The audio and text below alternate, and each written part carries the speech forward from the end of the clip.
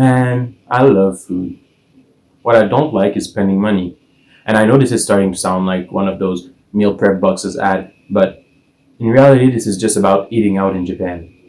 It is so cheap that it'll often be cheaper than to actually make your meals. But is it actually good? Is it actually better? Or is it one of those moments where you buy a meal outside, all excited to eat it, and it's actually trash, and then you start contemplating every bad financial decisions you've ever made? So I figured we'd take a few couple bucks with us. Let's say 1,000 yen, which is about 9 Canadian dollars or $6 American, and see what kind of meals we can get. Of course, we're gonna bust the budget because you know me, I love some sides. I'm not gonna eat just the main meal, but let's see what kind of main meal we can get for that price and what kind of sides we can get for a decent price too.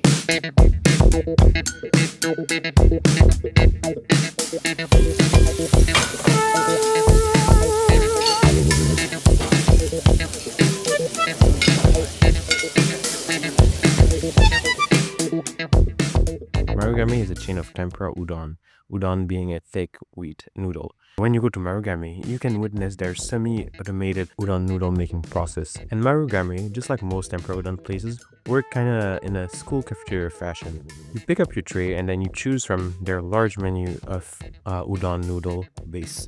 So you'll have different broths, you'll have different toppings like sliced pork, sliced beef, or even tofu. And then they'll cook your noodles fresh to order, and you'll get to slide down the counter and get to pick your tempura toppings. You can see I'll go for some shrimp tempura there because that's always my go-to. They're always fresh, they're always good. But you've also got mushroom, pumpkins, even lotus root, and they change it up sometimes, so you always get a fresh option. They also got like chicken tenders and fish if you want more protein in your udon. And then you get to the holy grail of broke people, free toppings. So you got the green onions, you got the ginger, and you also got a big bowl of tempura. Very decent price. I think the base is around 800 for the expensive ones. And then you also got the toppings are like maybe 100 to 150 yen each. One thing that Japanese people tend to do is dip their tempura in their soup. It makes it less crispy, but it kind of absorbs all the soup, so it gets a lot of flavor. You can see here I go for some shrimp. As always, it's fresh, it's good, they don't miss. I also went for some pumpkins so that people won't say I don't eat my vegetables, and some fish that I didn't expect to be a whole piece of fish, but it was.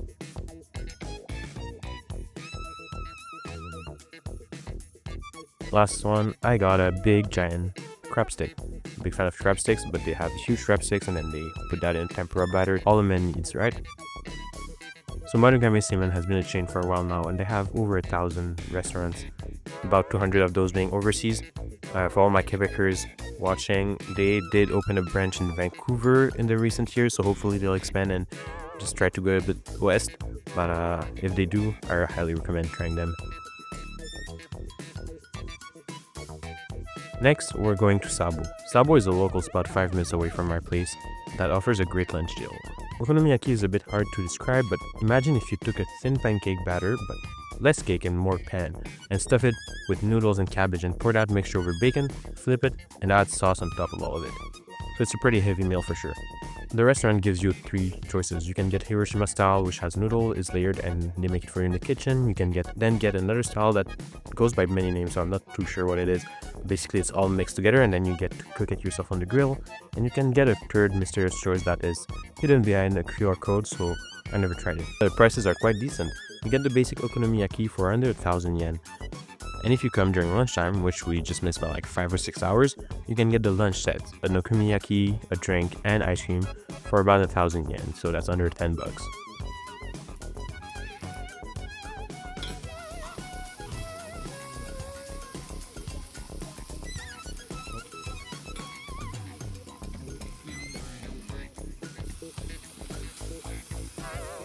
The wall is also plastered with outrageous looking pictures of side dishes, so you know we have to try one. We went for what they call burritos. They look terrible at first, but turns out it's just a ham and cheese crepe. For the okonomiyaki, I went for the DIY version for the visuals, of course. But turns out I learned that's the style I like most. I decided to treat myself and ask him to throw in some shrimps. You can see he brought us all we needed. Honestly, before doing this video, I thought I didn't like okonomiyaki that much. This thing was too saucy and there was too much bonito flavor. But then I realized if I make it myself, I get to adjust it to the way I like.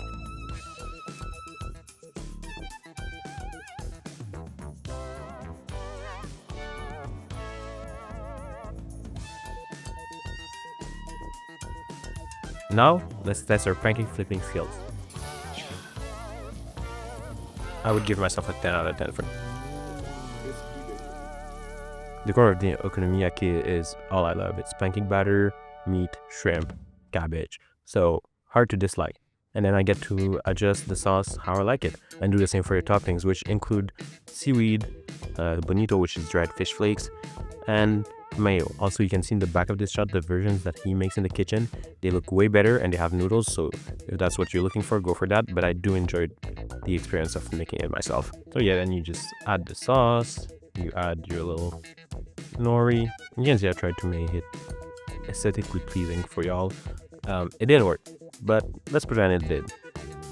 So if you're wondering what okonomiyaki taste is like, it's hard to describe. You do taste the cabbage coming through a lot, but then it's a lot of tanginess and sweetness from the sauces and a lot of umami from the ingredients too. So you really get a full range of flavors and you usually leave the place feeling pretty full. Let's pay a visit to our good friend Uncle Sam and see how his restaurant holds up against the ones we put in this video. So let's try Japanese McDonald's. As you can see, it looks like a regular McDonald's, no big differences. And you get served at your table, so you sit and they bring you your plate. Here we see the bill. We can see that I ordered different items and they're all coming under 1,000 yen. So all under that 10 bucks mark, including the first one being a trio. The trio is the Samurai Mac trio, and then we got a weird item that we'll figure out later, and some chicken nuggets. Alright, we're gonna have to lock in because we have way too many food for one person, so I'll try a little bit of each and then try to ask for a doggy bag at McDonald's so as to bring the rest. The Samurai Mac. So sorry for the jump scare, tried to do some live commentary in this one, just trying something new. I don't know how well it worked out because of the mic and all of that, but we'll get there.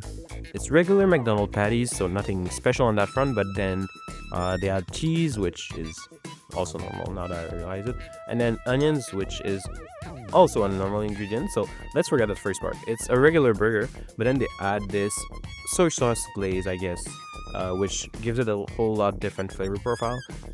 Japanese lemon iced tea.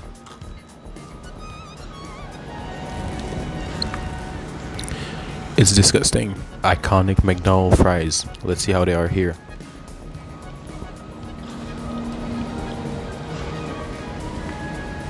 To be honest, they're way worse than in America. They just feel bland, flavorless. They taste like mashed potatoes without the salt and the milk and the butter. So I have no idea what this thing is. It's called kurakoro. Or kurakoro. I wasn't planning on getting it, but it looked nice on the picture. I think it says that it has crab and shrimp. Have you ever played rugby? So let's see what it's like.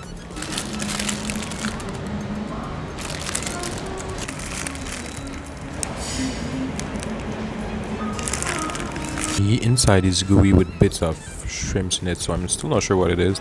I'm not the biggest fan. It's got some tonkatsu sauce, which I'm not the biggest fan of either, but it's not repulsive. Chicken nuggets with the mustard sauce.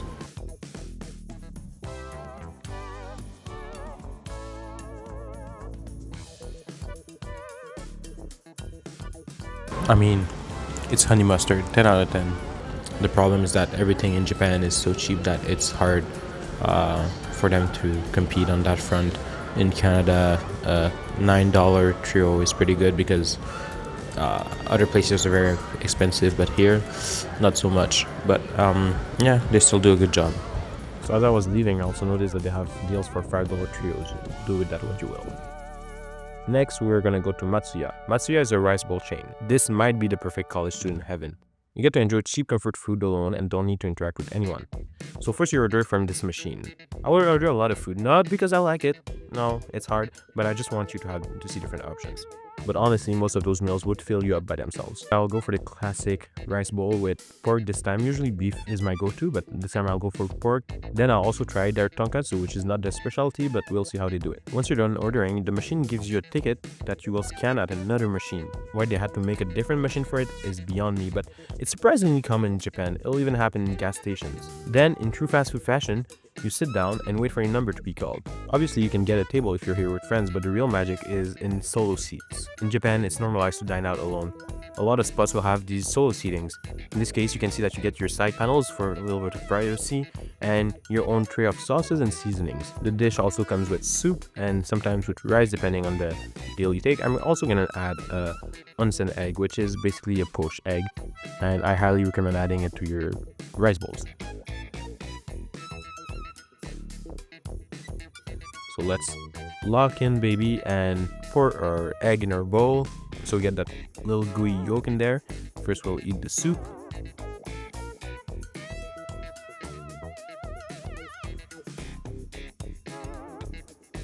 Then we'll try the pork by itself first.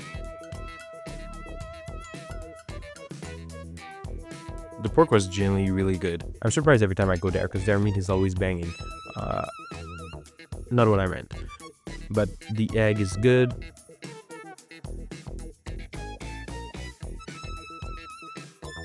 The yolk is runny.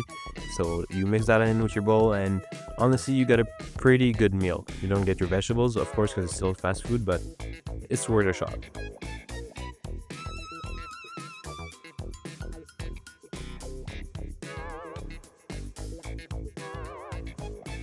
Then I added some spices just to see, get the full experience. Added some spices, but it's not going to change a lot because Japan doesn't do spicy, so even the little side seasonings are pretty mild. I hate pickled ginger, but for the culture, we're gonna try it. Turns out, if you don't like pickled ginger, don't add it. It doesn't add anything. Then we'll try that garlic thingy. There's a lot of sauce on it, but it looks good, it smells good.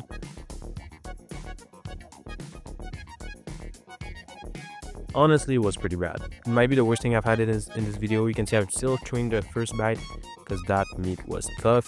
The fat was not melty at all. And the batter was kind of just there. It was not soggy, but it wasn't crispy. It wasn't adding any flavor. I think the only redeeming quality that this meal had were the big pieces of garlic. I'm a big fan of garlic, but apart from that, I wouldn't recommend getting this. I've had their tonkatsu before and it's pretty good, so I was surprised that this wasn't as good. So if you're gonna come here, I recommend either trying the bowls or the regular tonkatsu, or a little bit of both. Even their karage is good. Just don't get this thing. At least we get some free tea, so that'll make up for it. Final thoughts. It was good.